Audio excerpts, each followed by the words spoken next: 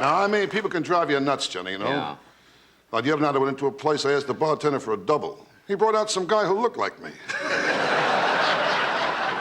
The Tonight Show with Johnny Carson created 30 years of comedy gold, where animals attacked hosts, comedians roasted each other, and even streakers interrupted monologues. And a lovely young singer, Miss Gloria Loring.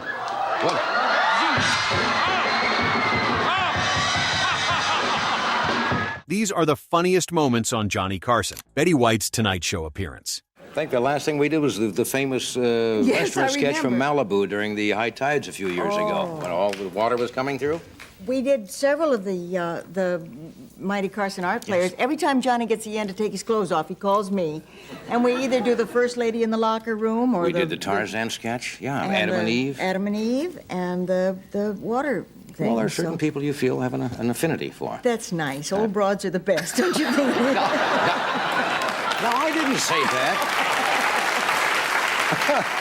Their contrast works perfectly because Betty White matches Johnny's speed while treating the absurd setup completely seriously. Jimmy Stewart is delightfully funny. Good to see you. Johnny, I feel the same way. Yeah, Happy New Year. Did you make any resolutions? I was asking the audience, or did you give that up? I forgot. Did you ever used to make resolutions? Yeah? Yeah. Like what? Smoking cigarettes. You quit that? Yeah. And, talking faster. Stewart tells stories in that warm, shaky voice with every little pause strategically placed to help the joke land harder. 105-year-old Mildred Holt makes Carson lose it. Now, tell me, so are you really... You don't look... Oh, come on, I don't know what somebody 105 is supposed to look like. You look better than I saw you then. Yeah.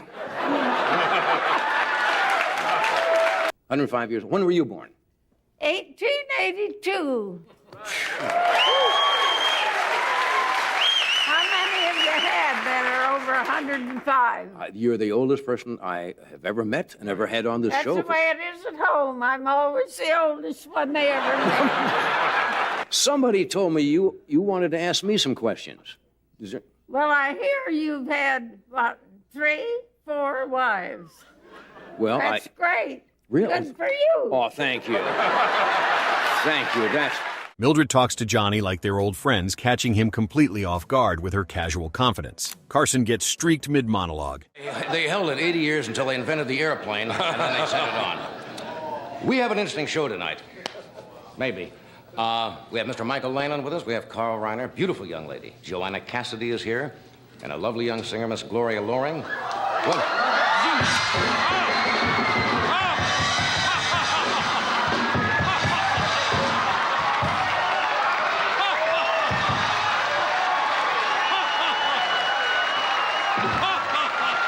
The best part is how fast Johnny pivots from regular monologue delivery to handling complete surprise, smoothly turning the interruption into part of the show. Charles Grodin confronts Johnny. Are you interested in anything at all? Absolutely. That's why I'm asking. No, yes. no, you're really. No, really. Of course I am. You really care? Yes. What do you care about? I mean, in life. You care about anything? Sure, there are a lot of things I care deeply about. Deeply? Deeply. Come on. What do you mean, come on? Deeply. Of course. You? Yes. I can care about the human condition. Come on. Like what? Don't you know what the human condition means? Yeah, but what do you care about the human condition? Is there anything in the world that you really... Do you lie awake at night and worry about anything that doesn't have to do with the show or yourself? Yes, the mentally impaired. He keeps poking Johnny with questions that sound insulting, but delivers them with such calm sincerity, it becomes hilarious, forcing Johnny into defense mode without appearing bothered. Doc Severinsen corrects Johnny. During monologue, You've been reading about the Banshee Swatcher Rajijinjing or something? Man's got 90 Rolls Royces, and people keep giving him cars. Nice cult. Did you say something? No, the correct name is Rajneesh. Rajneesh. Yes. The Bhagwan. Rajneesh. That's the last name, Rajneesh. Yes. Well, that's okay. Rajneesh Bhagwan or Bhagwan Rajneesh. Bhagwan this. the correction is small, but Johnny's reaction amplifies it as he looks annoyed for a split second, then transforms it into a laugh. Johnny teaches Angie Dickinson card tricks. However what? They want to go to a commercial. All right, we'll go to a commercial, and then Do I one will... trick I before will- we go. What? One trick Well, I want to before see if these are a regular deck of cards. They are a regular deck of cards, as you can see. And that's the way you can tell. You fan them out like that, and you say, hey, there's a regular deck of cards, you say. And then you learn the one-handed cut like that. Is that the one you had to learn? That one? That's the one I had Can you to make them smaller and smaller and smaller? What? Oh, sure. If you push them down a little bit, you know, the look at cards that. actually can Look get at real small him. down. Till finally there's nothing left. You put it down there. Anyway, we'll do this, and we'll be right back. This works because Johnny maintains complete confidence, even as the segment gets increasingly playful with his professional card, shuffling, impressing everyone watching. Carson gets smacked by a baboon. Doc, on your chair.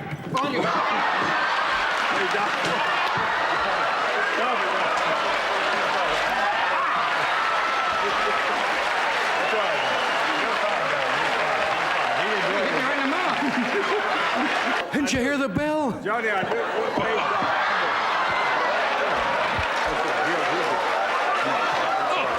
Behave yourself. That's all. Behave yourself. He'd make a nice house pet, Jim.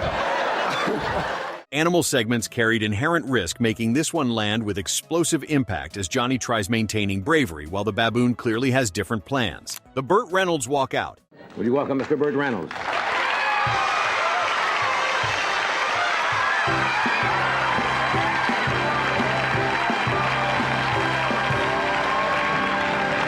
Can I do your entrance? Sure. Just introduce me and say Burt Reynolds. You used to kind of klutz out here, you know, and come over and sit down. Yeah. Now that you got everything in the world going for you, Yeah.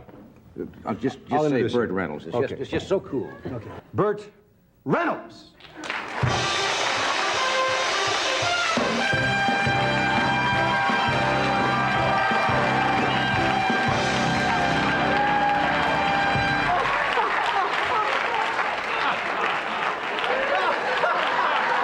This works because Johnny commits absolutely to the physical comedy before speaking a single word, using the entrance itself as the complete punchline, the shaving cream chaos.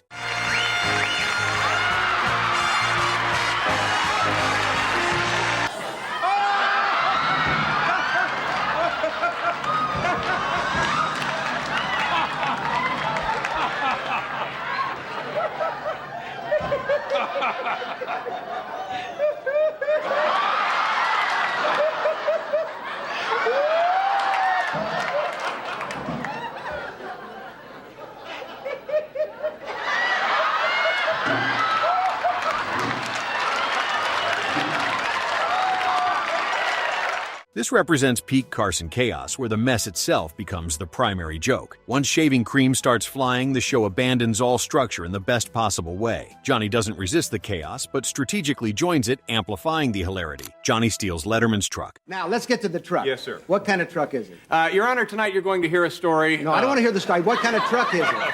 It's a fleet-side, half-ton 1973 Chevrolet pickup truck, roughly 75,000 miles on it. All right, good. Where was it parked when you allege it was taken? Right in front of my home, where it's always parked. That's on the street. On the street, yes, sir. Legally parked there? Absolutely. Okay, just ask the question. You claim that Mr. Carson or someone on his behalf took it? Absolutely. I have proof to that effect. To Exhibit A, may I introduce Exhibit A at this point? Sure, go ahead. Okay, can we roll the videotape? This happened April 18th, 1986. A team of terrorists attacked my home. This bit succeeds by treating absurd late-night pranks as a legitimate legal dispute. Johnny maintains just enough faux seriousness to sell the ridiculous premise. The joke keeps expanding because every participant commits fully to the bit. Harvey Korman thinks Johnny should work more. I think there's a notion out there that when you make it in show business, that your life suddenly works and there's great satisfaction, and boy, if I got it made, and he's got a big house and a lot of money. Well, it doesn't work that way, folks, and you'll see that in this film. No, the money and the success does not make you No, particularly you'll happy. find out someday, Ed. Harvey Korman perfected sounding genuinely concerned while clearly stirring trouble, making simple observations sound like personal indictments. Johnny engages beautifully as both men stay completely relaxed while verbally poking each other. Harvey's innocent delivery disguises his deliberate button-pushing about Carson's work schedule. Funny impression of George Washington. President of the United States.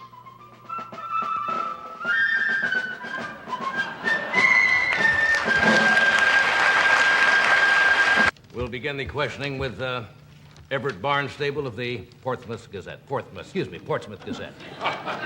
Damn teeth. We understand you told an ethnic joke on your campaign stagecoach? I'm glad you asked that question. I normally don't do ethnic jokes, but you can judge for yourself. I thought this was very funny. A Frenchman, a Pilgrim, and an Irishman jumped off a building together. Which one landed first?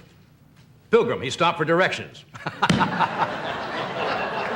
Johnny creates comedy gold by transplanting America's founding father into modern press conference format. He performs Washington with precise seriousness, making the historical contemporary contrast generate laughs. The simple, clever concept succeeds through Carson's committed, flawless execution. The sketch imagines the first president facing aggressive modern media scrutiny. Johnny adopts formal colonial speech patterns while deploying contemporary political deflection techniques. His Washington fields questions about the Delaware crossing cherry tree incident and constitutional compromises. The elaborate powdered wig costume adds visual period authenticity to the anachronistic premise. Carson's deadpan delivery sells the inherent absurdity of an 18th century figure in 20th century context. The press conference format directly parodies actual presidential media circus events. Reporters pose both legitimate historical questions and completely ridiculous contemporary concerns. Washington's bewildered confusion about modern technology creates additional unexpected comedy layers. Johnny maintains period-appropriate dignity while discussing increasingly absurd topics and scenarios. The bit transcends simple impressions, becoming subtle commentary on political theater. Carson's Washington discusses policies with the Founding Fathers, gravity, and pomposity. The sketch succeeds because audiences know basic Washington mythology from elementary school.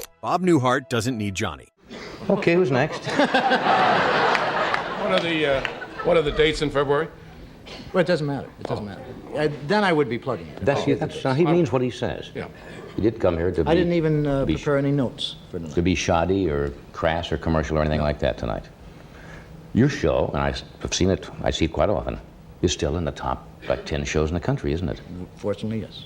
Well, that must make you very happy. It makes me extremely happy. That's what I said. It's a wonder I do this show. This succeeds through Bob's signature bone-dry delivery, making it seem like Johnny's presence is practically optional. Johnny recognizes the joke immediately and leans into it rather than fighting the premise, as two masters make whisper-quiet comedy feel monumental. Bob's legendary deadpan style reaches absolute peak efficiency in this segment. The bit subverts fundamental talk show format assumptions about host importance. Newhart's serene confidence makes Carson's contribution seem almost unnecessary. Johnny willingly accepts the straight man role on his own show. Bob's minimalist comedy philosophy contrasts dramatically with Carson's energetic approach. The segment demonstrates radically different comedic styles coexisting harmoniously. Johnny's healthy ego allows himself to be upstaged on his own program. Newhart's famous telephone routine style translates perfectly to this interview format. The comedy emerges from strategic silence rather than constant punchlines. Bob treats the entire interview like he's generously doing Johnny a personal favor. Carson's reactions become the comedy engine rather than his prepared jokes. The power dynamic reversal creates delicious, uncomfortable tension. Newhart maintains an absolute poker face, refusing to crack under any circumstances. Johnny's visible, genuine amusement shows he appreciates being comedically outmaneuvered. The bit proves understatement, and silence can dominate flashy, loud comedy. Both comedians deeply understand minimalism's power in creating disproportionate impact. Groucho Marx surprises Johnny in Animal Interview. Groucho, come on over, sit down. How you been? I'm wonderful. Come on over. Good seeing you and The whole week has been. Yes. Wow. What is the? Did you come from one of those Hollywood parties or what? What is all the hilarity about? I don't understand this. I think it's a nice outfit. I just. Is it unusual, you think? Not for Hollywood, no. No. Well, not for me either. I just wore this because I'd come from the golf course, and it's my golf hat.